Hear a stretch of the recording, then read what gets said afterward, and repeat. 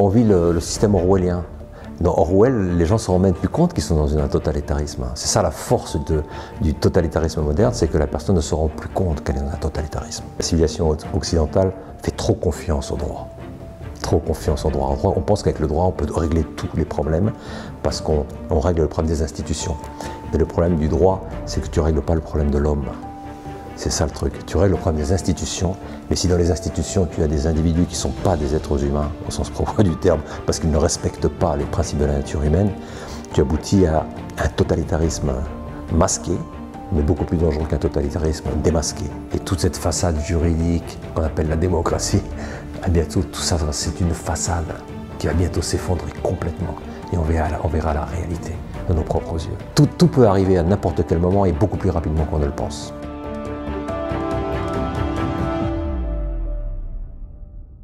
Bonjour Alexandre Diani-Navarre. Bonjour Henri. Merci d'avoir accepté notre invitation. Alors, vous êtes d'origine française, russe et géorgienne. Vous êtes diplômé en droit et vous avez exercé plusieurs années le métier d'avocat en France et en Finlande. Vous avez ensuite fondé l'Institut de leadership vertueux, un organisme international dédié à la formation des nouvelles générations. Vous êtes aussi l'auteur d'une dizaine de livres, dont plusieurs consacrés au leadership, et vous dispensez régulièrement des conférences sur ce sujet. Pour commencer, est-ce que vous pouvez nous en dire un peu plus sur vous et sur votre parcours ? Oui, donc là, moi je suis né en France d'une famille russe, géorgienne française, puisque mes grands-parents ont fui la révolution bolchevique. Il y a plus de 100 ans maintenant, ils se sont retrouvés en France, Paris étant la capitale de l'immigration. Et ces gens se sont mariés à Paris, se sont rencontrés à Paris, se sont mariés à Paris. Moi, j'ai vécu beaucoup avec mes grands-parents, j'ai reçu énormément d'eux.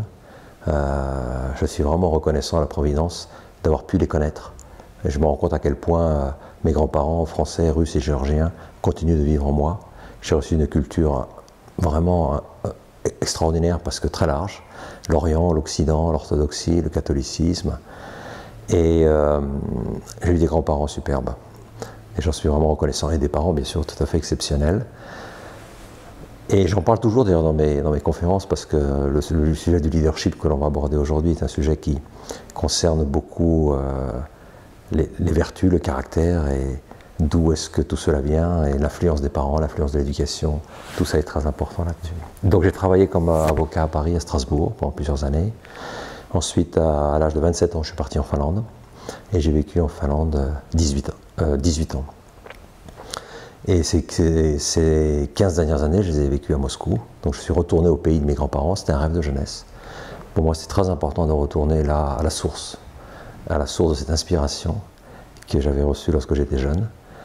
Et je suis vraiment heureux d'être retourné en Russie, même si les situations au niveau russe et au niveau mondial n'est pas très facile. J'avoue que je suis heureux d'être là-bas. Ça fait 15 ans que j'y habite. Et depuis la Russie, je dirige l'Institut de leadership vertueux un peu dans le monde entier, puisque nous avons des instituts, des équipes dans plus de 15 pays dans le monde, sur les 5 continents.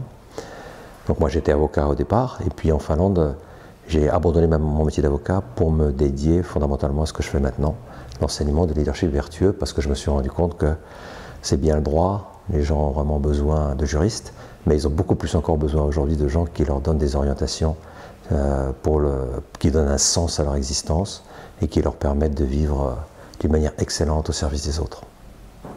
Donc j'ai abandonné mon métier de juriste pour me consacrer à des choses que je pense plus importantes. Ce qui m'a beaucoup aidé là-dedans, c'est que j'avais quand même une formation philosophique parallèle à ma formation de juriste. Donc j'ai pu me lancer dans l'anthropologie, dans le leadership, des choses profondes, concrètes, qui peuvent aider surtout les jeunes à trouver un sens à leur travail, à leur vie, à leur existence.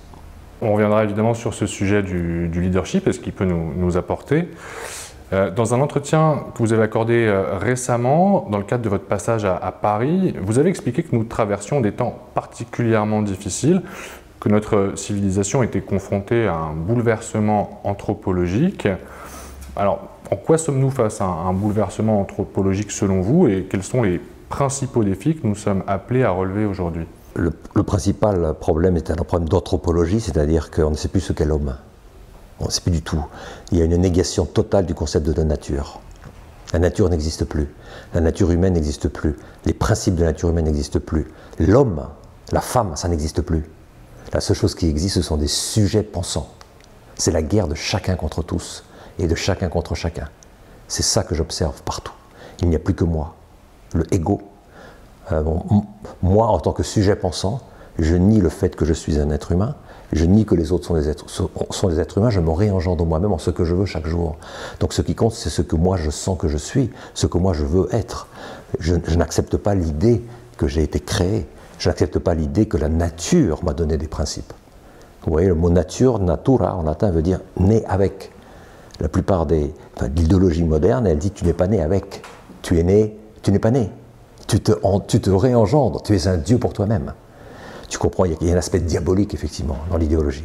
Il y a un aspect extrêmement diabolique, parce que c'est une erreur monstrueuse. Au départ, c'est une erreur monstrueuse, mais c'est une erreur provoquée par l'orgueil. L'orgueil de penser que tu n'as rien reçu, que tout simplement tu es, et c'est à toi de décider qui tu veux devenir. Je ne sais pas si vous avez vu récemment ce film « What's a Woman ?» What's a Woman, le type il pose des questions, il fait un documentaire américain qui est sorti il y a quelques mois. Celui qui dirige le film, il pose la question à des gens mais de très haut niveau, des profs d'université. C'est quoi une femme? Et les gens ils disent mais ça n'existe pas une femme. La seule chose qui existe, c'est une femme, c'est une personne qui se sent femme, selon sa propre définition de la femme. C'est-à-dire que c'est le simple feeling de se sentir femme qui fait de toi une femme. Donc ça veut dire qu'en réalité, il n'y a plus de logos, il n'y a plus de sens, il n'y a plus de dialogue possible.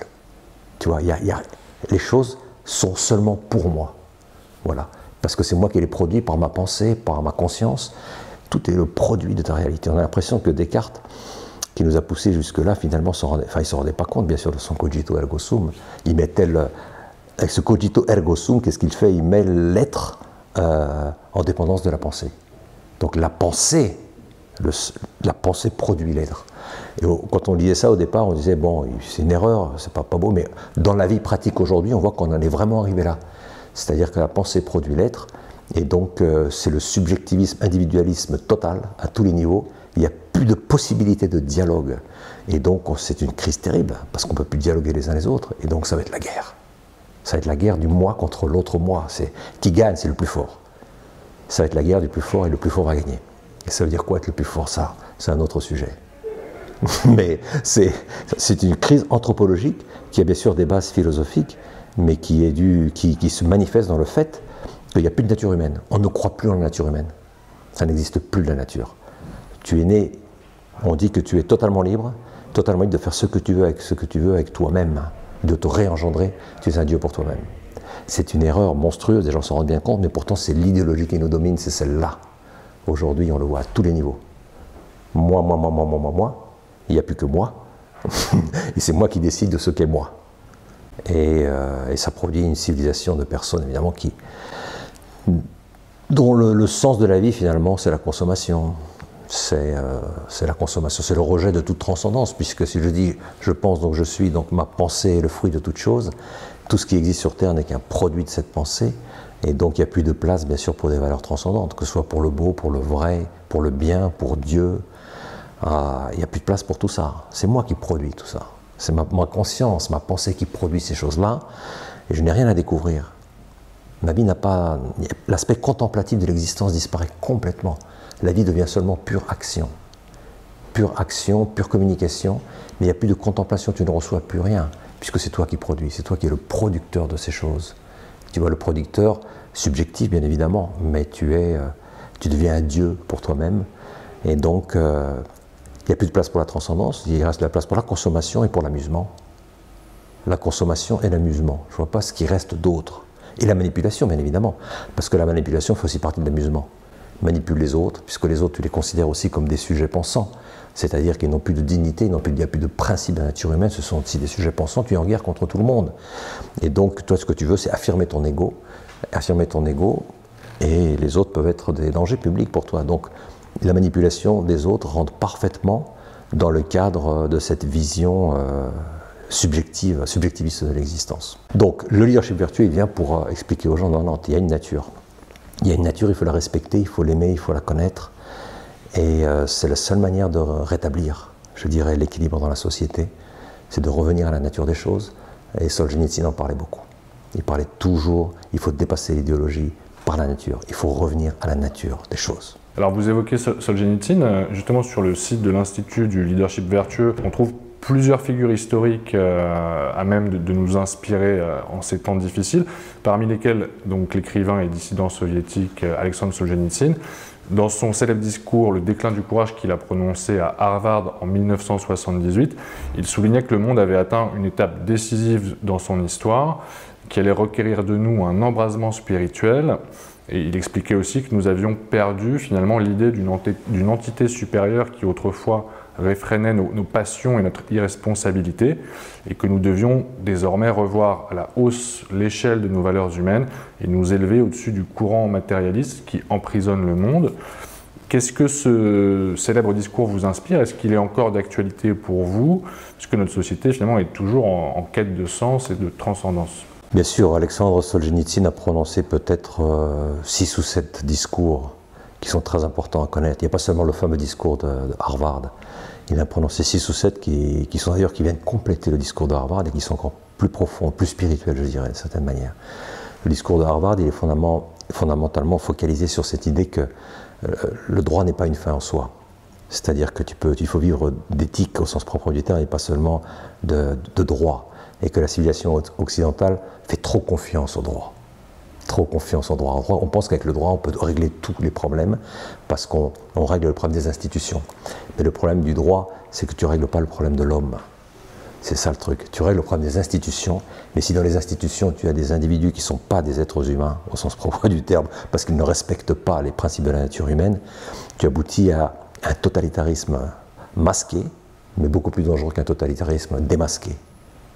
Tu vois ce que je veux dire? Et ça, Solzhenitsyn, il l'a bien compris.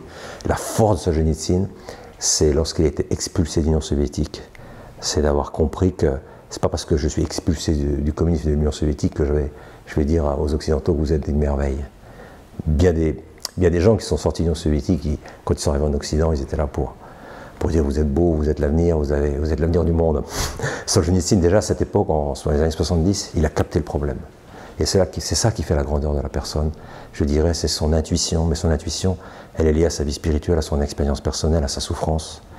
Et c'est une personne qui cherchait toujours la vérité, quelles que soient les conséquences, et qui n'avait jamais peur du qu'en dira-t-on, jamais peur de la presse, jamais peur des médias. Ils s'en foutaient complètement. Chose extraordinaire. Aujourd'hui, les gens vivent que des médias, que du qu'en dira-t-on, qu'est-ce que les gens pensent de moi, qu'est-ce que les gens disent de moi.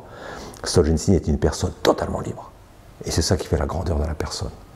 Libre, une liberté intérieure totale et une capacité d'exprimer des opinions qui sont profondes, qui sont réelles et qui sont vraies. Et je pense que chacun d'entre nous devrait revenir à tous ces speeches de Solzhenitsyn. D'ailleurs, sur notre site internet, hvli.org, il y a une section qui s'appelle la bibliothèque de la magnanimité, dans cette section, j'ai mis des livres que je pense sont très importants à lire pour l'homme moderne, pour ceux qui veulent comprendre le monde dans lequel on vit. Et là, j'ai les 6 ou 7 discours de Solzhenitsyn que j'ai lus, contemplés, analysés, et les personnes peuvent les voir sur ce site. On a aussi certains intellectuels qui s'inquiètent du développement du courant de pensée transhumaniste dans la société et de la volonté de créer un homme nouveau, un homme augmenté finalement, dont les imperfections seraient corrigées, les limites biologiques aussi seraient corrigées par la science et la technique. Une crainte qui a d'ailleurs pu être renforcée à la faveur de la crise sanitaire, où la science et la médecine ont joué un rôle clé dans l'organisation de nos sociétés. Alors, qu'est-ce que ça vous inspire? Est-ce qu'on doit s'inquiéter des perspectives ouvertes par le développement des sciences et des techniques et des potentielles dérives qui peuvent les accompagner? L'homme est mortel. Et donc vouloir créer un homme immortel, c'est du fanatisme obscurantiste. Ça, c'est clair et net. C'est du fanatisme obscurantisme. Mais qu'est-ce qui pousse à ce fanatisme obscurantisme? Eh bien, c'est l'orgueil, c'est l'avidité, c'est le désir de jamais mourir. Et donc, on a abouti à une folie. Tu es mortel, mais tu ne veux pas mourir. Et donc, tu te rebelles contre ta mortalité. Et en fait, tu crées une idéologie qui est tout aussi bête que diabolique, comme l'idéologie du genre. Et donc, tu emmènes l'humanité à sa perte. Tu t'emmènes toi-même à ta perte et ensuite à sa perte. Mais les jeunes me demandent souvent, Alex, finalement, quel est le meilleur argument pour lutter contre le transhumanisme? Ben, je leur dis que la vie n'est pas une fin en soi. Il y a des choses pour lesquelles ça vaut la peine de mourir. Et les jeunes y réagissent bien. Il y a des choses, il y a des idées, il y a des réalités pour lesquelles ça vaut la peine de mourir. Ça veut dire qu'il y a des choses qui sont au-dessus de la vie. C'est la vérité, c'est le bien, c'est l'amour, c'est la beauté. Ma vie doit être subordonnée à ces choses. Il y a des choses qui sont plus grandes que moi. Ma vie n'a de sens que dans la mesure qu'elle est au service de ces choses qui sont au-dessus de moi. Il y a des gens qui ont un cœur généreux, un cœur normal, je veux dire, un cœur tout à fait, un cœur qui fonctionne comme un cœur, comprennent parfaitement de quoi il s'agit. Le problème du transhumanisme, c'est qu'il porte en lui le principe de sa propre négation.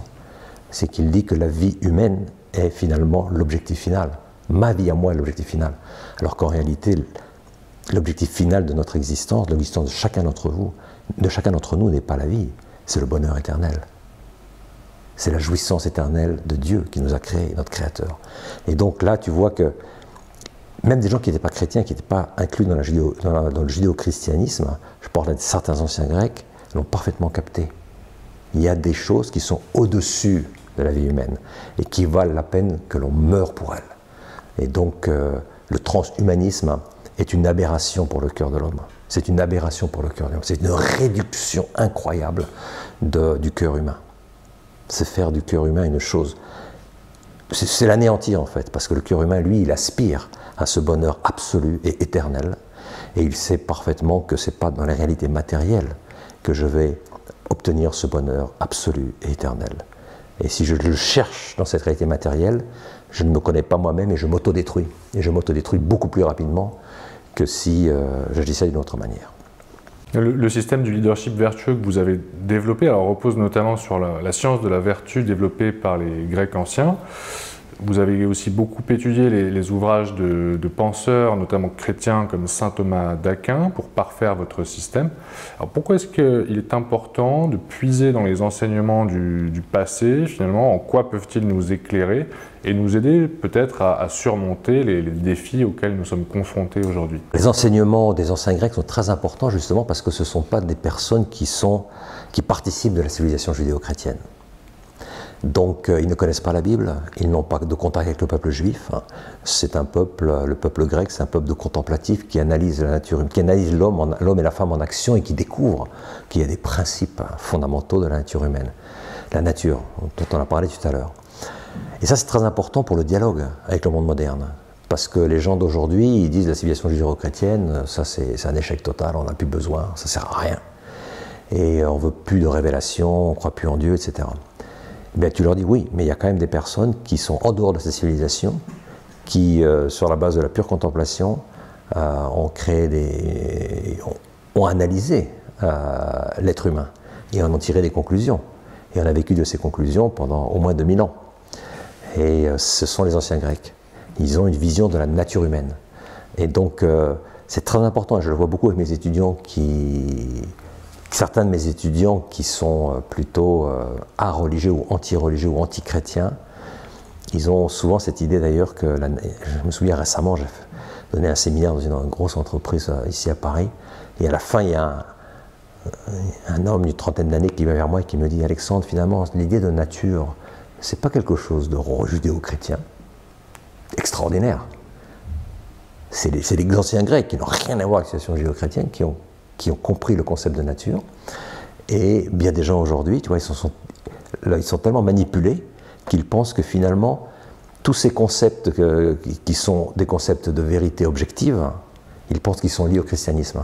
Et qu'en dehors du christianisme, il n'y a pas de vérité objective, il n'y a que des vérités subjectives. Donc ce sont des gens qui nient en fait la capacité de l'entendement humain de connaître des vérités objectives. Ils nient la capacité, en dehors de la religion, de connaître l'objectivité de l'existence. Et je leur expliquais, non, historiquement, tout ce que tu dis là est totalement indémontrable. Enfin, ce que tu dis là est faux historiquement parlant. Les anciens Grecs n'avaient pas accès à la religion. Aristote n'est pas un être religieux. Platon peut-être, mais Aristote non. Aristote c'est vraiment le rat de terre. Aristote c'est un être extrêmement scientifique. Probablement il ne croyait pas à l'immortalité de l'âme. C'était un être très proche des réalités terrestres. Et donc on ne peut pas l'accuser d'être judéo-chrétien, Aristote. Et pourtant il arrive à une conclusion très belle, c'est que la nature ça existe. Et que la nature elle a des principes. Tu vois, qu'il y a des vertus, qu'il y a des aspects innés dans notre biologie, des aspects innés biologiques, des aspects qu'on acquiert, qui sont le caractère, la vertu. Il fait des découvertes sur l'homme, et ces découvertes, on les a jusqu'à une époque très récente. On les a mis en valeur parce qu'on a toujours estimé qu'elles sont extraordinaires, et qu'elles sont logiques, et qu'elles sont rationnelles, et qu'elles sont philosophiques, et non pas théologiques. Elles ne viennent pas de la révélation divine, elles viennent de la contemplation de l'être humain en action. Donc c'est très très important pour le dialogue. C'est très important pour le dialogue avec des civilisations d'ailleurs qui ne sont pas judéo-chrétiennes, même avec les musulmans. Un musulman, il aime que tu lui parles d'Aristote, parce qu'il comprend parfaitement que ça c'est un point de communication entre toi et lui. Si tu parles de Jésus-Christ, tu peux difficilement communiquer, mais si tu parles d'Aristote, les découvertes des anciens grecs, tu communiques facilement avec eux. Je le vois bien parce que moi je donne de la formation à des musulmans. Ils adorent le leadership vertueux. Parce que le leadership vertueux, il est fondamentalement basé sur les principes découverts par les anciens Grecs. Et donc, avec eux, j'ai aucun problème de communication. Je ne leur parle pas de Jésus-Christ, je leur parle de la vertu, du caractère, de ces choses qui sont, de ces principes qui sont absolument éternels. Et ils comprennent ça. Donc on peut communiquer. Vous voyez, si on reconnaît des vérités extérieures, des vérités qui ne sont pas subjectives, on reconnaît le rôle du logos, le rôle du sens, le rôle des mots, et on comprend que tout ça correspond à une réalité. Et avec ces gens-là, tu peux communiquer, tu peux parler. Depuis quelques années, on assiste aussi au développement de ce qu'on appelle la culture de l'annulation, la cancel culture aux États-Unis, un concept qui s'exporte aujourd'hui en Europe et qui remet justement en cause les actes de certains personnages historiques à l'aune des valeurs qui ont cours aujourd'hui. Quel regard est-ce que vous portez sur ce phénomène et qu'est-ce qu'il traduit aussi de l'évolution de notre société? Parce que finalement, si tu regardes bien, la tolérance, telle qu'on la comprend aujourd'hui, ne peut mener qu'à la cancel culture, qu'à la culture d'annulation. C'est ça qui est incroyable, c'est que justement, au nom de la tolérance, tu annules les gens. Ce qui semble tout à fait contradictoire. En réalité, ce n'est pas du tout contradictoire. Parce que la tolérance telle qu'on la comprend, ce n'est pas la tolérance telle qu'un chrétien la comprend. La tolérance ne consiste pas à tolérer les opinions des autres. La tolérance consiste à dire, tout simplement, c'est un instrument de pouvoir. Et à ceux qui ne sont pas d'accord avec moi, en fait, je les anéantis. C'est-à-dire que moi, je tolère ce que moi, je veux tolérer. C'est-à-dire qu'il n'y a pas d'amour derrière cette tolérance. Il s'agit tout simplement de relativisme. C'est-à-dire qu'à travers la tolérance, ce qu'on veut faire, c'est faire passer une dictature du relativisme, hein, comme le disait le pape Benoît XVI. La dictature du relativisme, elle s'exprime dans un concept qui est la tolérance. Le mot tolérance est très beau, mais on lui a donné un autre sens. Par tolérance, on veut dire partout, partout, partout. Tout est relatif. On ne veut pas du tout dire « aime celui qui pense autrement ». Ça n'existe plus, ça, le « aime celui qui pense autrement », respecte ses opinions. Tout le monde sait que ça n'existe pas. Parce que pour dire ça, et être sincère avec soi-même, il faut déjà aimer l'autre. Mais si toi tu considères que l'autre n'existe pas, c'est un individu comme toi, qui te fait la guerre parce que c'est un ego, c'est un sujet pensant, et tu n'as rien en commun avec lui, mais rien en commun, tu n'as pas de nature commune avec lui, tu ne peux pas l'aimer, c'est pas possible. Et donc, ce que tu vas faire, c'est que tu es en guerre avec lui. Donc, quand tu lui dis tolère, respecte les autres, en réalité, tu ne veux pas du tout dire ça. Tu ne veux pas du tout dire aime les autres, respecte leurs opinions. Tu veux dire autre chose. Et donc, c'est ce subjectivisme qu'il y a dans le mot tolérance qui produit cette guerre et qui produit au fait que finalement, on aboutit à une annulation. On annule les gens. C'est-à-dire qu'on dit, moi, je considère que ces personnes sont OK avec moi, celles-là ne sont pas OK avec moi, je les annule. Au nom de la tolérance, tu vois, au nom de la tolérance, j'annule des personnes dont je fais disparaître, je tue en fait. Je les tue physiquement, soit spirituellement, soit par des calomnies, des personnes que j'estime ne devraient pas exister parce qu'elles sont un danger pour moi. C'est-à-dire qu'il n'y a pas... La base de tout ça, c'est qu'il n'y a que des sujets et il n'y a aucun amour pour l'être humain, même si on parle tout le temps d'amour et de tolérance. Tout ça, c'est le gros mensonge. C'est le gros mensonge du siècle dans lequel on vit. Le bolchevisme, finalement, était extrêmement clair. Même s'il se présentait comme un humanisme, il était suffisamment clair pour que les gens comprennent de quoi il s'agit. Il y avait beaucoup de sang, beaucoup de violence.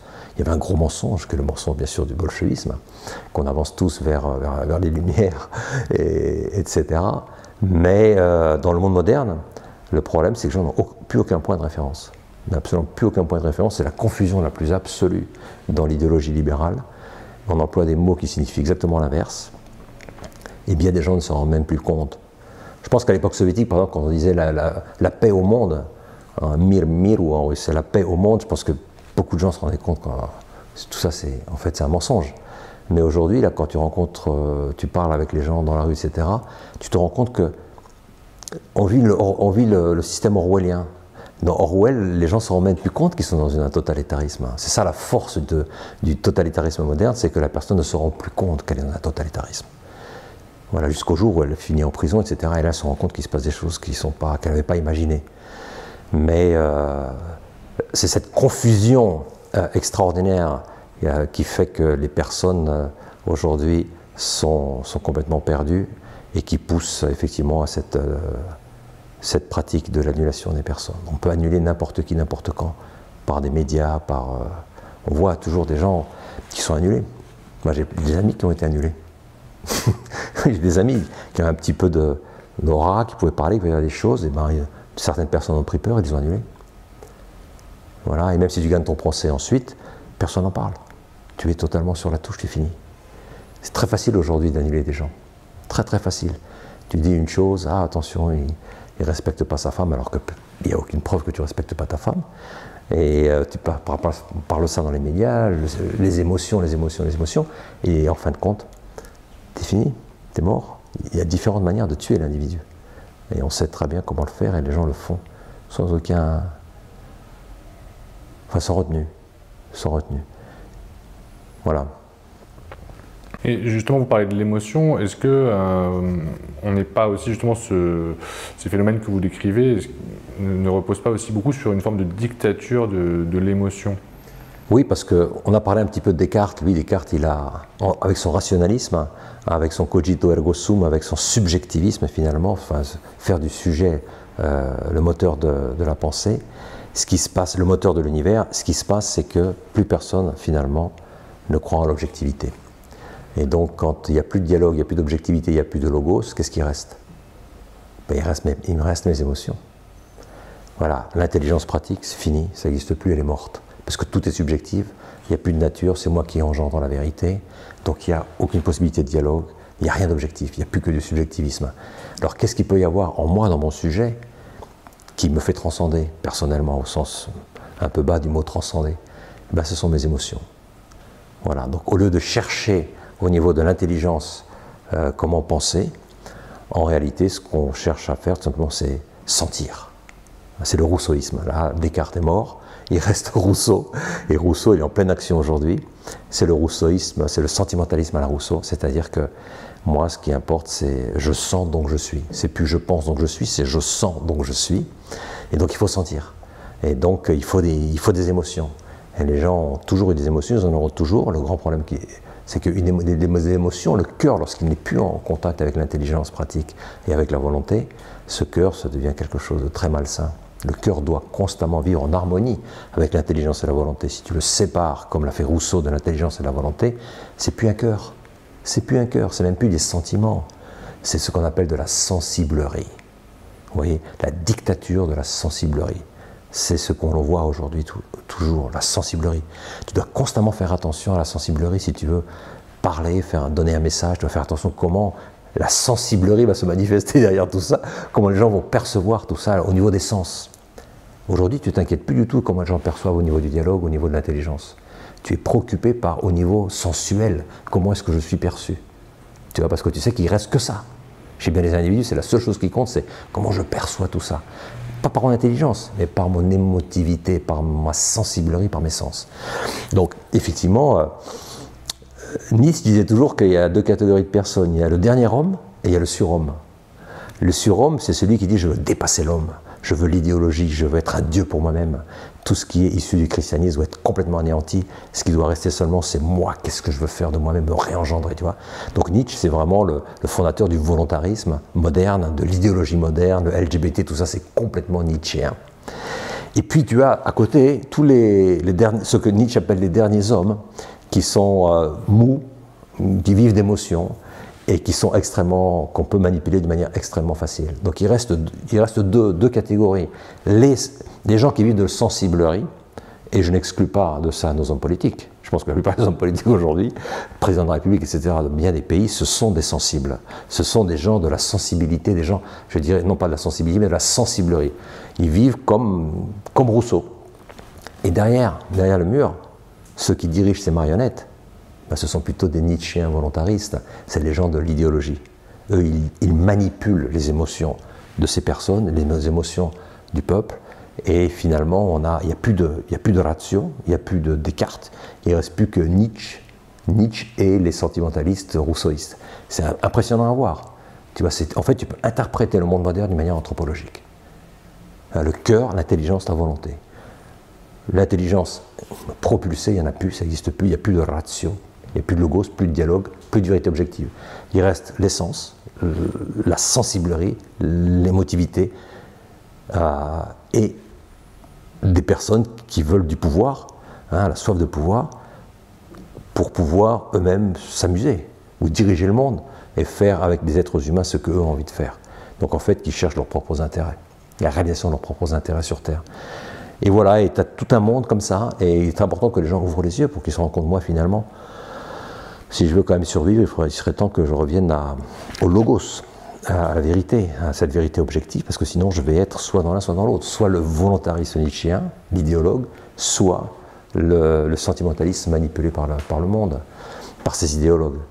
Et si tu ne retrouves pas le logos, si tu ne crois plus en une vérité extérieure, une vérité qui est supérieure à toi-même, à ce moment-là, ben, le choix est clair. Hein. Soit tu deviens l'idéologie, et là, il y a un aspect fondamentalement diabolique, bien évidemment, puisque l'idéologie est diabolique, elle va contre la nature des choses.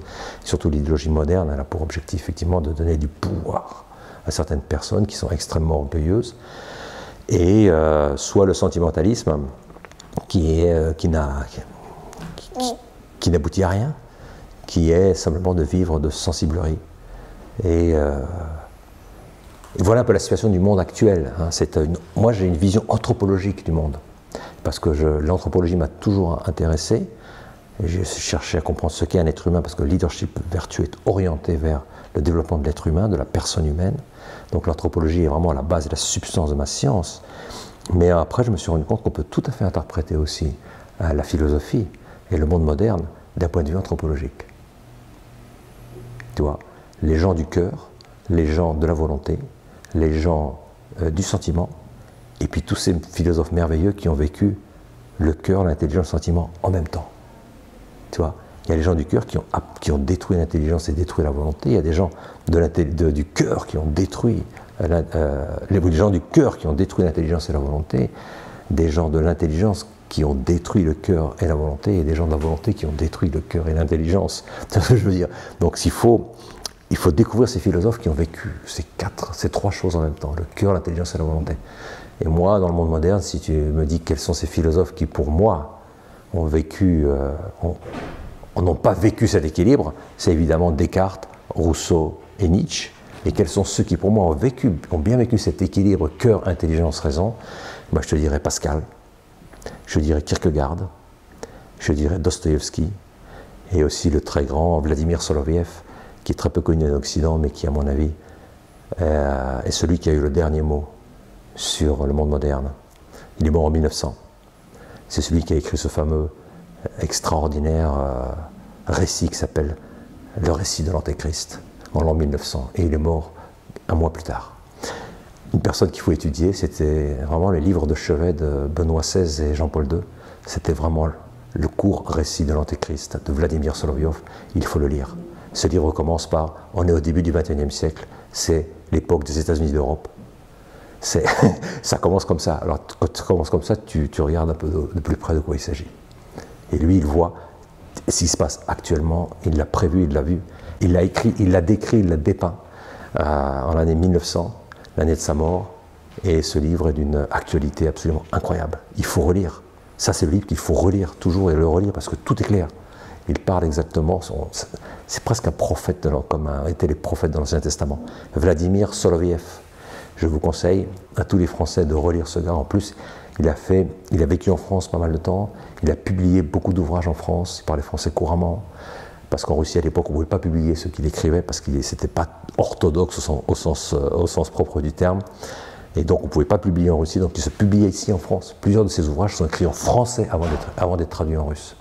Vladimir Solovyov, c'est le plus grand philosophe russe qui ait jamais existé, et il est d'une actualité extrême. Donc j'encourage les gens à reprendre, surtout à commencer par ce court récit de l'Antéchrist qu'on peut trouver sur Internet, écrit par Vladimir Solovyov, je crois en 1899, quelques mois avant sa mort.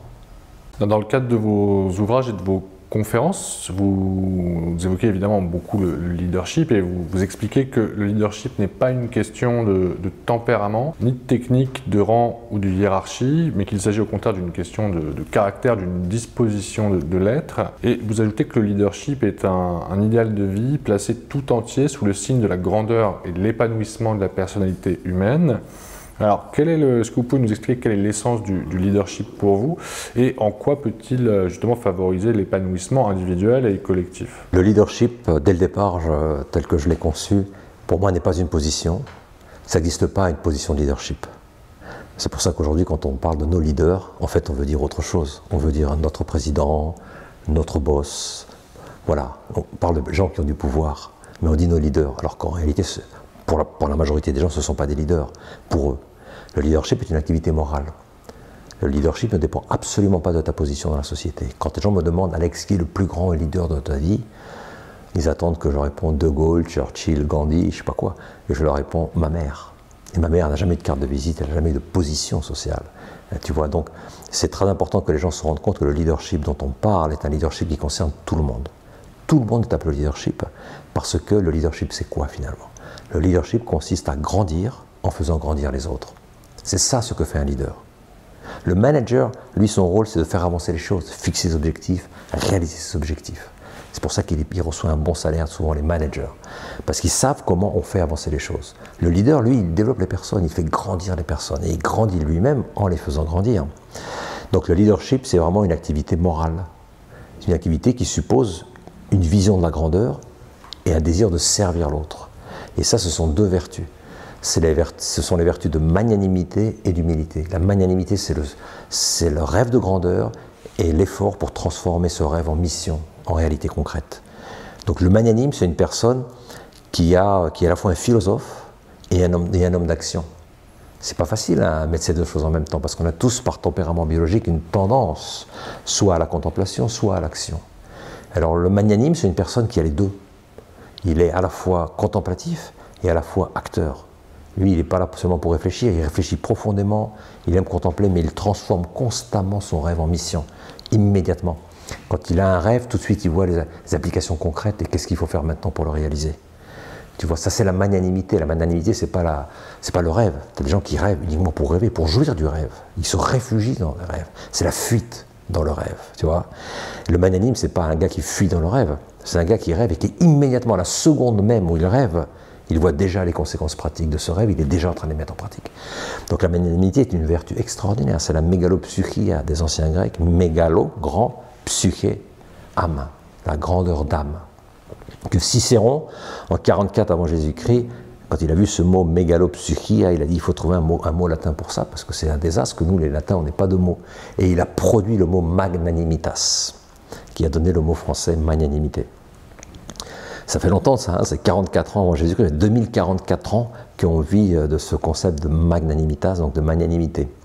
Donc dans la vertu spécifique du leader, c'est la magnanimité, c'est-à-dire cette capacité de rêver sur lui-même, la capacité de transformer le rêve en mission. Et les gens me demandent toujours, alors c'est quoi cette grandeur finalement du leader? Est-ce que c'est une grandeur qui consiste à construire 2 tours dans Manhattan? Est-ce que c'est la grandeur qui consiste à conquérir le monde pour ton pays ou conquérir le monde pour tes produits commerciaux? Je dis non, ça c'est pas de la grandeur. Ça, c'est big, mais c'est pas great. Ce qui est grand, c'est pas ce qui est big. Il y a des choses qui sont big, mais qui sont pas grands du tout. La grandeur, c'est toi-même. La grandeur, c'est l'esprit humain. La grandeur, c'est l'être humain. Il n'y a de grand que l'esprit humain, la personne humaine. Tu vois? Et que donc, cette grandeur, c'est le développement personnel. Et la seconde vertu, bien sûr, c'est la vertu de service, qui est l'humilité. L'humilité, c'est la vertu de ceux qui vivent dans la vérité sur eux-mêmes. Donc, il y a 2 aspects dans l'humilité. La vérité sur moi-même, c'est que j'ai des talents, et j'ai des forces et que j'ai des faiblesses. Il faut que je vois les deux pour vivre dans la vérité sur moi-même, parce qu'on a tous des talents et on a tous des faiblesses. Mais en même temps, l'humilité, c'est la vertu aussi de service. Hein. L'humilité, c'est la vertu de service à l'autre. Et donc, c'est pour ça que je dis que le leadership, c'est magnanimité et humilité. Et je dis que magnanimité et humilité, ce sont des vertus qui sont un idéal de vie. Parce que quand tu dis grandeur et service, tu vois tout de suite, ça, c'est un idéal de vie. Si tu penses à d'autres vertus, par exemple, comme le courage, tu dis, bon, le courage, c'est important d'être courageux. Mais tu te dis, est-ce que c'est un idéal de vie? Non. La maîtrise de soi, est-ce que c'est un idéal de vie? C'est beau, c'est important la maîtrise de soi, mais ce n'est pas un idéal de vie. Tu vois, la sagesse pratique, c'est une qualité extrêmement importante. Mais est-ce que c'est un idéal de vie? Non. La sincérité, est-ce que c'est important? Oui, c'est important.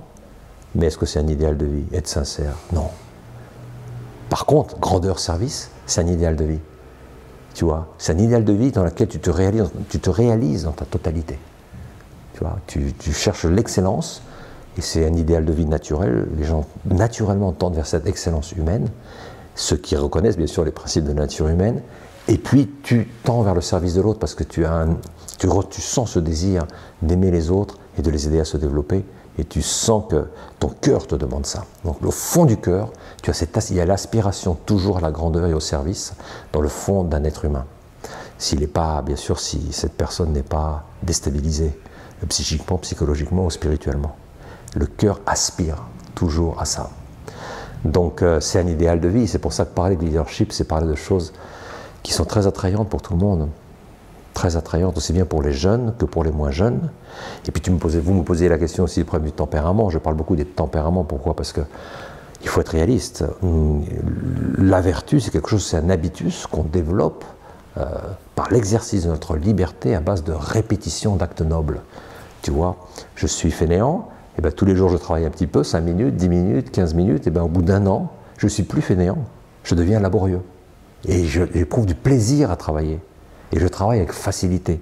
C'est cette seconde nature dont nous parle Aristote, que j'ai créée en moi, c'est la laboriosité. Et je suis laborieux aisément, et j'aime être laborieux, et ne plus rien faire, pour moi, est une frustration terrible. Tu vois ce que je veux dire? Tu as créé une seconde nature, mais tu l'as créée librement, c'est une nature spirituelle. Mais au départ, tu as ce qu'on appelle une nature biologique. Ce sont des inclinations qui sont liées à ton tempérament. Ce sont des choses que tu as reçues, qu'il faut aimer, mais elles sont innées. Ce sont les 4 fameux tempéraments d'Hippocrate, encore un grec, qui a fait cette grande découverte. Bon, Hippocrate s'est trompé un petit peu sur les noms qu'il a donnés au tempérament, parce qu'il pensait que les tempéraments sont liés au liquide que tu as dans le corps. Donc il a appelé le colérique, colère, mélancolique, etc. Tout ça, c'est lié à la bile, etc. Donc, il s'est trompé sur l'origine de ces tempéraments, mais il ne s'est pas trompé sur le contenu de ces tempéraments. Tu vois, les tempéraments, en fait, sont génétiques, fondamentalement parlant. Les tempéraments sont génétiques, physiologiques, biologiques. Et donc, il faut les étudier. Tu en as 4. Tu as le colérique, le mélancolique, le flegmatique et le sanguin. Ce sont 4 tempéraments, ce sont 4 dimensions différentes, 4 inclinations différentes, 4 directions différentes. Et il faut connaître ça parce qu'il faut savoir quel est le défi de ma vie. Quand tu connais bien ton tempérament, tu vois le défi tu vois la vertu défi qu'il va falloir que tu pratiques toute ton existence. Par exemple, un colérique. Le colérique, il est manager, il est né manager, il est toujours dans l'avancée, toujours dans l'obtention des résultats, mais il a une tendance à utiliser les personnes. Dans les personnes, il voit des ressources humaines. Tu vois, parce que lui, son objectif, c'est d'atteindre un objectif concret. Et il cherche quelles sont les ressources dont j'ai besoin pour atteindre. Et il te regarde toi, il me regarde moi, et il dit voilà une ressource. C'est ce que je veux dire. Donc le colérique, il a tendance à utiliser les personnes pour obtenir dans l'obtention de ses résultats. Mais s'il est humble, il ne va pas utiliser les personnes, il va les servir. Il verra dans les êtres humains une fin en soi. Et donc c'est très important. Donc l'humilité va être sa vertu de défi. Donc tu vois, c'est un exemple concret. Tu vois une personne qui connaît bien son tempérament, et elle se rend compte, si j'ai cette inclination tempéramentale, avec ses forces et ses faiblesses, il y a une vertu de défi qu'il va falloir que je pratique. Et cette vertu, c'est un habitus spirituel, moral. C'est la vertu d'humilité. Il faut que j'apprenne à aimer les gens, à les servir et non pas me servir d'eux. Et je vais apprendre, je vais me développer, je vais devenir excellent. Et toi et vous et moi, on connaît des boss qui sont de vrais leaders parce que ce sont des managers qui, en même temps, pratiquent la vertu d'humilité et donc ils sont extrêmement attractifs. Beaucoup d'énergie physiologique, mais en même temps une direction spirituelle vers les personnes. Ils élèvent les personnes, ils les font grandir. Si tu es mélancolique, eh ben toi, tu as des qualités extraordinaires, c'est la contemplation, c'est la réflexion, c'est les idées, pas l'action, ça ne t'intéresse pas. Mais tu es un artiste, tu es un producteur, tu es un designer, tu es un pianiste, tu es un dessinateur, tu es une personne qui aime rompre le status quo de la société. On a besoin de toi parce que tu produis des idées nouvelles, tu produis des choses nouvelles. Tu es un écrivain, tu es un philosophe, etc. Mais si tu ne développes pas en toi l'audace, ta vie va s'effondrer. Le mélancolique, il a tendance à être absorbé, si tu es absorbé par lui-même, absorbé par ses idées, absorbé par ses pensées, absorbé par lui-même. On parle d'auto-absorption du mélancolique. Il n'a pas besoin des autres. Il est absorbé par lui-même, il jouit de lui-même. C'est pas une mauvaise chose, c'est ça qui produit la créativité. Mais tu vas vivre comme ça tout le temps. Il faut que tu sortes de toi-même, il faut que tu sois audacieux, il faut que tu ailles voir les gens, il faut que tu communiques cette grandeur, cette beauté qui est à l'intérieur de toi-même aux autres, cette richesse que tu as à l'intérieur, il faut la communiquer aux autres. Sinon, tu ne peux pas te développer comme personne. Et donc le mélancolique se dira, moi, tu vois, c'est pas l'humilité mon challenge. Mon grand challenge, le grand défi de mon existence, ça va être l'audace. Il faut que je transforme mon rêve en mission. Parce que j'ai un rêve qui est incroyable, mais il est toujours à l'intérieur de moi-même et j'ai peur de le réaliser.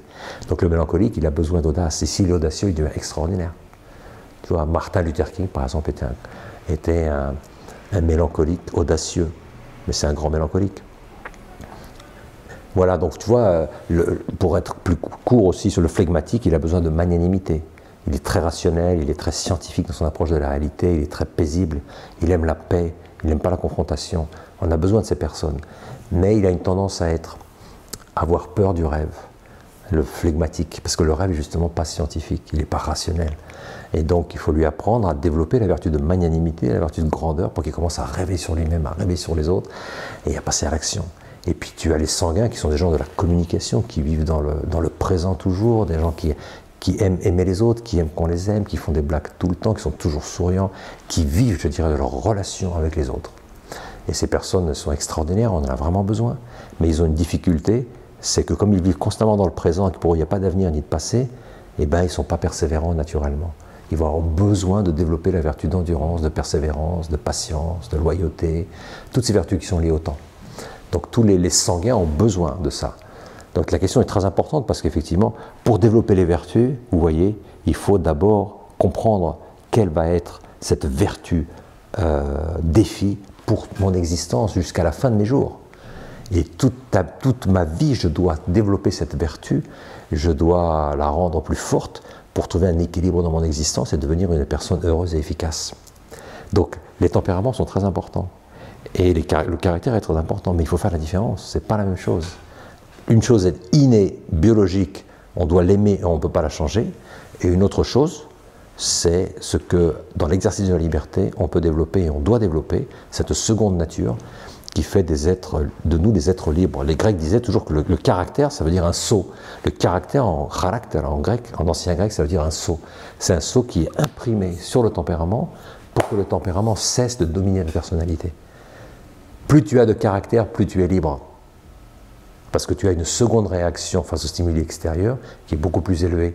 Moins tu as de caractère, plus tu es ta première réaction. C'est l'animal. L'animal, il est toujours sa première réaction parce qu'il n'a pas la capacité d'avoir une deuxième réaction, une réaction intelligente, réflexive. Donc, moins tu as de caractère, moins tu as de vertu, plus en fait tu ressembles à un animal. Tu vis de ta première réaction. Tu n'as pas la capacité de t'élever au niveau de la première réaction et de te dire « Attention, ma première réaction, peut-être qu'elle n'est pas forcément bonne. » Voilà. Donc le caractère, il te donne la liberté de faire des choses que tu vois en conscience qui elles sont pas bonnes. Ta première réaction te dit il faut faire ça, mais ta deuxième te dit attention, c'est pas forcément bon pour moi. Tu vois 2 bouteilles de vodka, tu te sautes dessus. Si tu n'as pas de caractère, tu n'as pas de maîtrise de soi, tu sautes dessus et tu les bois et c'est fini quoi. mais si tu as un peu de maîtrise de soi, tu dis attention, peut-être qu'à midi c'est pas bon 2 bouteilles, peut-être qu'on va attendre ce soir à 8 h du soir. Tu vois. Donc l'animal il n'attend pas ces 8 h du soir, il saute dessus immédiatement. Donc ça te donne la vertu vraiment ce qui te donne de la liberté. Et ça c'est quelque chose que tu développes depuis que tu es petit, par l'éducation, mais surtout par l'exercice libre de tes facultés spirituelles. Alors vous évoquez aussi régulièrement les vertus théologales, donc la foi, l'espérance et la charité, qui sont des vertus chrétiennes. Qu'est-ce que ces différentes vertus peuvent nous apporter? Comment elles peuvent venir compléter justement celles dont vous avez parlé? Bon, alors moi, en principe, les audiences que j'ai, le public que j'ai, c'est un public séculier. Donc je parle très rarement de ces vertus surnaturelles qu'on connaît dans le christianisme, qui sont à la fois l'espérance et la charité. Mais dans mon livre, Leadership vertueux, j'ai dédié le dernier passage justement à ces vertus-là, pour montrer que si on veut vraiment étudier le leadership dans sa totalité, il faut prendre en considération tout, et pas seulement l'aspect philosophique, l'aspect rationnel. Il faut aussi voir ce que dans la tradition chrétienne nous avons reçu. Foi, espérance, charité, ce sont des vertus qui nous aident à vivre une vie chrétienne réelle. Mais là, il faut être très clair avec ces choses-là. C'est-à-dire que s'il n'y a pas un fondement humain, c'est-à-dire les vertus naturelles dans lesquelles nous avons parlé, la prudence, capacité de prendre des risques, courage, avec ces deux parties qui sont l'audace et l'endurance, la maîtrise de soi, qui est la capacité de diriger ses émotions, pas de les anéantir, mais de les diriger, la justice, qui est la capacité de donner à chacun son dû. C'est la vertu de communication, c'est la vertu de communion avec les êtres humains, c'est la vertu de la sociabilité de la personne humaine. Si nous n'avons pas ces vertus, en incluant bien sûr la magnanimité et l'humilité, qui sont des vertus naturelles aussi, la magnanimité étant la vertu de ceux qui tendent vers les grandes choses, et l'humilité la vertu de ceux qui se connaissent eux-mêmes et qui servent les autres. Ça, ce sont des vertus humaines. C'est la base de notre existence. La foi, l'espérance et la charité s'appuient sur les vertus humaines. En théologie, depuis toujours, on dit que la grâce s'appuie sur la nature. S'il n'y a pas de nature, il n'y a pas de grâce. Vous comprenez? Et la grâce, elle n'est pas dans l'air. La grâce, elle est dans la nature humaine. C'est un don de Dieu à la nature humaine. Elle permet de guérir cette nature. Elle permet d'élever cette nature. Elle permet de transfigurer cette nature et de la rendre extrêmement efficace. Mais si cette nature n'existe pas, la grâce passe à travers le corps de l'homme, l'âme de l'homme, l'esprit de l'homme et disparaît. Et le problème qui se pose chez bien des chrétiens, malheureusement, il est qu'ils pensent que la piété peut résoudre les problèmes d'absence de vertu. Alors qu'en réalité, c'est impossible. La piété ne résout pas l'absence de vertu. Il faut faire un effort pour pratiquer les vertus. La piété ne résout pas ce problème. Il y a beaucoup de gens qui ont une vision spiritualiste de l'existence et qui pensent qu'il suffit de prier pour finalement être un être excellent, parce que c'est Dieu qui fait tout. En réalité, c'est pas du tout comme ça que ça fonctionne. Dieu, il fait pas tout. Il veut cette goutte dans l'océan. C'est lui qui produit l'océan, mais il veut produire l'océan avec cette goutte. Et cette goutte, ce sont les vertus humaines que tu dois pratiquer, les vertus humaines naturelles que tu dois pratiquer. Et lui, il transforme ça en un océan par la grâce. Mais les gens, souvent, ils ne se rendent pas compte qu'au début, il faut une goutte quand même. Et cette petite goutte, c'est ta bonne volonté, c'est l'effort de ton cœur, de ton intelligence et de ta volonté pour être un être humain normalement constitué, pour tendre un petit peu vers l'excellence humaine. Donc il faut faire très attention à ça. Quand je parle de l'influence, l'influence de la vie chrétienne sur le leadership, c'est ça ce que je veux dire. Je veux dire, la vie chrétienne donne une force incroyable au leader parce qu'elle transfigure toutes ces vertus humaines, elle les élève et elle les renforce. C'est évident, la grâce de Dieu, prends un exemple, hein, la grâce de Dieu dans la vertu de force, c'est incroyable. Des gens qui peuvent vivre jusqu'au martyre, des choses tout à fait insupportables et incroyables parce qu'ils ont la grâce de Dieu pour le faire. La grâce de Dieu dans la prudence, par exemple. La prudence, c'est une vertu humaine qui te permet de prendre des bonnes décisions. Mais quand tu as la vertu infuse de la foi, l'espérance et la charité, tu vois beaucoup plus qu'une personne qui n'a pas ces vertus. Tu vois, par exemple, dans les décisions que tu prends, tu vois l'influence que ça va avoir sur le salut des âmes, par exemple. Alors qu'une personne qui n'a pas de foi, d'espérance et de charité, elle prend des décisions qui sont uniquement terrestres. Elles sont purement terrestres, l'efficacité terrestre. Alors qu'une personne qui a la foi, l'espérance et l'amour, dans ses décisions, il y a un aspect extraordinaire qui est ce que je fais maintenant, quelle influence ça va avoir sur mon salut personnel, sur mon bonheur éternel et sur le bonheur éternel des gens qui sont à mes côtés. Donc tu regardes la fin ultime, tu comprends? Au lieu de regarder ce qui se passe sur Terre et le résultat que tu peux obtenir à plus ou moins court terme, à plus ou moins long terme, lorsque tu vis de foi, d'espérance et de charité, tu penses en termes beaucoup plus importants. Tu vois, en termes qu'est-ce qui se passe à la fin de la vie des personnes? Est-ce que ça va l'aider à grandir en tant qu'être humain et finalement à découvrir Dieu et à sauver son âme? Donc tu vois, les vertus de foi, espérance et la charité, elles donnent beaucoup plus en termes d'intelligence, en termes de cœur et en termes de volonté. Mais il faut toujours dire ça.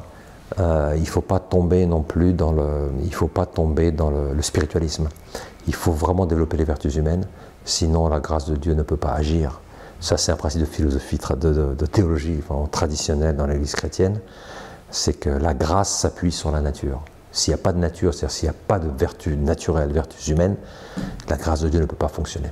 Donc ce qu'on voit un petit peu aujourd'hui, c'est que comme la verticalité a disparu, la transcendance a disparu, Dieu a été mis au placard, et il ne reste qu'une seule chose, c'est en fait, on veut obliger les gens à s'aimer les uns les autres, mais pas au nom de Dieu. Et il y a une contradiction terrible, c'est que finalement, moi, si j'aime les autres, c'est parce que je vois Dieu dans les autres.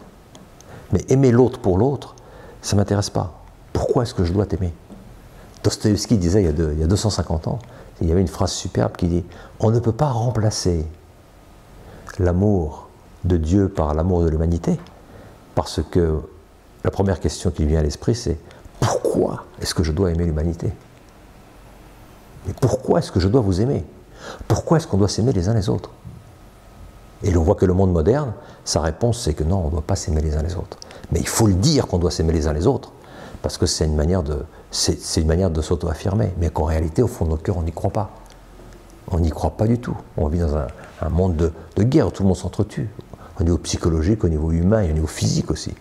Donc, on est devenus des fanatiques de l'amour des uns pour les autres, tu vois, et on est devenus des diables en même temps, puisqu'on détruit toutes ces verticalités et on ne veut plus rendre gloire à Dieu. On n'accepte plus cette idée que finalement, dans les autres, ce qu'on aime, c'est Dieu. C'est Dieu qui a créé les hommes. C'est Dieu qui aime les hommes. Il a créé les hommes par amour. Il est présent dans chaque personne. Il y a son visage dans chaque personne. Le diable, il veut détruire cette image de Dieu dans la personne. Et il veut nous obliger à nous aimer les uns les autres au nom, au nom d'un amour purement humain, qui est en fait une hypocrisie incroyable, puisque personne en fait y croit. Personne n'y croit. Mais par contre, on le répète tout le temps. Aimez-vous les uns les autres. Pas au nom de Dieu, au nom de l'homme. Mais personne n'y croit. C'est ce qu'on appelle le drame de l'humanisme athée. L'humanisme athée porte en lui un drame terrible. Tu vois, un drame terrible, c'est qu'il est faux. C'est une fausseté. Et c'est pour ça que toute la société moderne, elle est vraiment orientée là-dessus. Et c'est pour ça qu'elle va à sa fin. On arrive aujourd'hui, à mon avis, à l'apocalypse. C'est la fin des temps. C'est la fin de l'humanisme athée. C'est la fin du mensonge qu'on peut aimer l'homme et qu'on doit aimer l'homme pour l'homme. On arrive à la fin de ce mensonge. Et bientôt on verra qu'en fait, c'est la haine totale de l'homme pour l'homme. On va le voir bientôt. Il se passe des choses terribles dans le monde. Ça va être la guerre à tous les niveaux. Les gens vont paniquer. Ça, tout le monde se rend compte, on va vers là. Et les gens doivent se poser la question, pourquoi est-ce qu'on en est là? Bon, on en est là parce qu'on a détruit, on a rejeté l'image de Dieu dans l'homme, et on continue à nous dire qu'il faut aimer l'homme, alors qu'en réalité, comme nous dit Dostoïevski, pourquoi est-ce que moi je dois vous aimer? Tu vois ce que je veux dire? Pourquoi est-ce que moi, sujet pensant, égoïstiquement pensant, je dois t'aimer toi?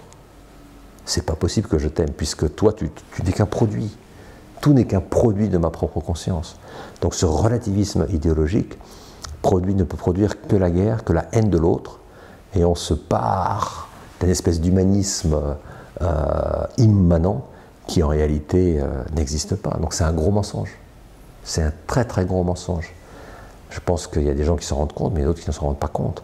Mais bientôt on le verra, le mensonge de l'humanisme athée. Plusieurs intellectuels ont estimé que la crise sanitaire avait agi comme une forme de révélateur du délitement de notre civilisation, et que si elle avait poussé de nombreuses personnes au fond de leur retranchement, elle était aussi l'occasion pour chacun d'opérer une transformation intérieure afin de contribuer à l'émergence d'une nouvelle société où l'être humain retrouverait toute sa dignité. Est-ce que vous partagez ce point de vue? Est-ce qu'il est important de faire un travail sur soi, un travail intérieur, avant de vouloir transformer la société? Ça semble assez logique. Avant de transformer les autres, il faut se transformer soi-même. On ne peut pas donner ce qu'on n'a pas. Ça, c'est un grand principe juridique romain. Moi, en tant que juriste de formation, j'oublierai jamais cette phrase. Nemo dat quod non habet. Personne ne peut donner ce qu'il n'a pas. Donc si tu veux transformer le monde, il faut d'abord se transformer soi-même. Et il est très très important donc de travailler sur soi pour arriver à donner aux gens. Il faut d'abord se posséder soi-même pour donner aux gens ce que tu as à l'intérieur de toi-même. Et là, le leadership vertueux, il pousse à ça. Il aide les gens, les personnes à se posséder elles-mêmes, à se comprendre elles-mêmes, à comprendre quelles sont leurs qualités naturelles, quels sont leurs défauts, quelles sont les vertus qu'ils doivent pratiquer pour arriver à trouver l'équilibre dans leur existence. Est-ce qu'ils ont un problème de cœur? Est-ce qu'ils ont un problème d'intelligence? Est-ce qu'ils ont un problème de volonté? Est-ce qu'il n'y a pas une de ces trois choses qui fonctionne mal? Comment corriger ça? Comment cesser d'être un sentimentaliste? Comment cesser d'être un rationaliste? Comment cesser d'être un volontariste? Comment trouver cette harmonie dans notre existence? Qu'à partir du moment où tu te connais toi-même et que tu luttes pour vivre bien cette harmonie de ta vie, cette harmonie entre ton tempérament et ton caractère, cette harmonie entre ton cœur, ton intelligence et ta volonté, ton harmonie, à ce moment-là, tu peux pratiquer l'harmonie entre toi et les autres. Mais s'il n'y a pas d'harmonie à l'intérieur de toi-même, je ne vois pas comment tu peux vivre l'harmonie avec les autres. Et on le voit d'ailleurs, tous les désastres sociaux qui se produisent aujourd'hui ne sont que la réflexion des désastres intérieurs des personnes. C'est les individus qui aujourd'hui vivent des véritables désastres intérieurs, parce que la société ne leur donne plus ce dont ils ont vraiment besoin pour respirer. Et donc les désastres extérieurs ne sont que la manifestation d'un chaos intérieur des êtres humains. Et toute cette façade juridique qu'on appelle la démocratie, à bientôt, tout ça, c'est une façade qui va bientôt s'effondrer complètement. Et on verra la réalité de nos propres yeux. Cette réalité, c'est le chaos qui règne dans le cœur des gens. Parce qu'ils ont cessé d'être des hommes. On cesse d'être des hommes parce qu'on ne croit plus en l'humanité, on ne croit plus aux principes de la nature humaine, et on vit une espèce de démocratie juridique qui semble nous protéger de tout ça. Mais un jour viendra où toute cette façade va s'effondrer, et là on sera en face de nous-mêmes. On sera en face de nous-mêmes. Tu vois? Et là ça va être horreur. Et là il faut parler beaucoup de la miséricorde. Parce que les gens, une personne en face d'elle-même se rend compte, j'ai vécu dans un rêve, j'ai vécu dans la fausseté, maintenant voilà ce que je vois, ce que je suis, et les gens peuvent paniquer. Quand tu penses que tu es respectable, que tu es gentil, que tu es bon, et qu'un jour tu te vois dans la lumière divine et que tu te rends compte que tu es l'opposé de tout ça, et que tout ça c'était un masque, c'était une hypocrisie dans laquelle tu as vécu peut-être inconsciemment. Tu as beaucoup de gens, ils pensent qu'ils sont superbes, qu'ils sont remarquables, qu'ils sont démocrates, qu'ils sont amoureux de l'humanité, que ce sont des grands humanistes, et le jour où ils sont face à eux-mêmes, ils se rendent compte que ça c'est une mascarade, ça c'est un masque, tout ça, ça pas du tout, ça n'a rien à voir avec la vérité sur toi-même. Ils vont s'effondrer. Et il faudra une grâce tout à fait particulière pour que ces personnes puissent demander pardon. Pour ça, il faut une humilité intérieure très forte. Et ça va être très dur. Ça ne va pas être très dur pour ceux qui sont mauvais et qui savent qu'ils sont mauvais. Ceux-là, ils le savent et ils peuvent demander pardon facilement parce qu'ils ont conscience du mal qui est en eux. Mais ceux qui sont des pharisiens, ceux qui pensent faire le bien, ceux qui pensent être extraordinaires, ceux qui pensent être les saints modernes, laïcs, alors qu'en réalité ils sont très très loin de tout ça, ils vont passer des moments terribles. Des moments terribles, parce que c'est le moment de la vérité. Et à ce moment-là, moi je prie pour ces gens. Je prie constamment pour ces personnes, pour qu'elles n'aient pas peur de demander pardon, alors qu'elles vont avoir un mal de chien à demander pardon. Donc, la miséricorde divine, c'est quelque chose dont il faut parler beaucoup pour que ces personnes soient prêtes. Toujours se dire, je suis un monstre, je pensais que j'étais un saint alors que je suis un monstre. Et je suis un monstre, mais Dieu me tend la main. Et je ne peux pas refuser cette main qu'il me tend. Je ne peux pas me comporter comme Judas. Et Judas, Dieu lui a tendu la main jusqu'au dernier moment. Et Judas, il n'a pas voulu prendre cette main et il s'est pendu. Il y a beaucoup de sorts à la Judas qui vont se produire. Il y a beaucoup de destins à la Judas qui sont dans l'air. Et il faut rappeler, et ça c'est un signe d'amour et de charité vis-à-vis des êtres humains, même si tu vois que tu es Judas, panique pas, demande pardon, mets-toi à genoux, sois humble, et prends la main de celui qui te l'attend. Beaucoup de gens seront totalement incapables de faire ça. Et je pense qu'il faut beaucoup prier pour ces gens-là. C'est les gens qui ont le plus besoin de notre prière. Ce sont ces personnes-là. Ceux qui sont des pharisiens mais qui ne s'en rendent pas compte. Voilà un peu la situation du monde telle que je l'aperçois actuellement. C'est surtout ça qui me fait pleurer et qui fait mal. C'est de voir toutes ces âmes qui vont se perdre pour l'éternité parce qu'elles seront incapables de se mettre à genoux et de dire « j'ai fait le mal et je le reconnais ». Oui, dans l'entretien que vous avez accordé justement récemment, vous soulignez que les temps difficiles que nous connaissons sont des temps merveilleux, car ils nous appellent à faire des choix radicaux sous peine de nous faire dévorer par l'esprit du monde. Donc finalement, on peut considérer que ces crises que nous traversons sont peut-être un moment nécessaire aussi pour que chacun révèle sa nature profonde et élève sa conception de la vie et sa conception de lui-même aussi. Exactement, c'est-à-dire qu'un être magnanime est une personne qui transforme toujours les difficultés et les problèmes en opportunités.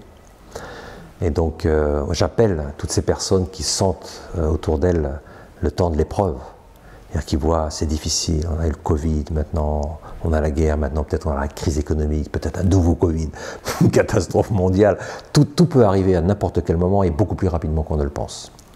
Ça c'est clair, c'est clair. Maintenant on sait que c'est réel tout ça, même une bombe atomique maintenant peut éclater. Il y a 2 ans on pensait que c'était irréaliste, maintenant on sait que ça peut complètement éclater. Et donc tout peut arriver, les choses les plus terribles peuvent nous arriver, mais il faut se dire, eh ben moi il faut que je prenne cette réalité comme une occasion extraordinaire de grandeur. Il faut que je grandisse maintenant, il faut que je développe les vertus maintenant, il faut que je fasse un effort de transformation personnelle. C'est maintenant le moment d'agir. C'est maintenant le moment, le meilleur moment pour nous de nous transformer. Parce que maintenant, il n'y a plus de routine. Maintenant, il faut faire des choix radicaux, il faut être persévérant pour sauver son âme. Tu vois, la persévérance jusqu'au bout. Donc, il y a des personnes qui, aujourd'hui, peuvent se rendre compte de la réalité et changer, et d'autres personnes qui doivent se dire ça devient difficile, mais c'est justement dans cette persévérance que je vais me transformer, que je vais devenir un être excellent. Donc la persévérance, la fidélité à sa conscience. La fidélité à sa conscience maintenant est quelque chose qui coûte. Être fidèle à sa conscience, ne pas se mentir à soi-même, ne pas mentir aux autres, être prêt à être châtié, être prêt à être martyr de la conscience, comme saint Thomas More. Thomas More, martyr de la conscience. Lui, il disait toujours, moi je ne veux pas agir contre ma conscience, donc je signe pas ce petit papier que Henri VIII veut que je signe pas. Tout le monde a signé, les évêques ont signé, les députés ont signé, le personnel administratif a signé, ma famille signe. Moi j'ai une conscience, je signe pas. 15 mois dans la tour de Londres, il finit décapité. C'est une personne qui est pour nous, à mon avis, un bon exemple de ce que Dieu attend de nous aujourd'hui, la persévérance, la fidélité à notre conscience. Mais ça, et ce qui se passe autour de nous finalement, est une occasion extraordinaire de croissance personnelle, que ce soit d'excellence humaine, ou que ce soit plus large, que ce soit la sainteté tout simplement. Donc il faut prendre les choses telles qu'elles sont comme une occasion extraordinaire de sainteté. Pour bien des gens, c'est une occasion de se révéler, c'est une occasion de vivre à fond leur vie, et pour d'autres, eh ben, c'est l'occasion tout simplement d'aller jusqu'au bout, d'être persévérant dans tout ce en quoi ils ont cru jusqu'à aujourd'hui. Il faut pas baisser les bras. C'est justement maintenant que Dieu nous attend. Merci beaucoup pour votre éclairage, Alexandre Djanina. Merci Henri.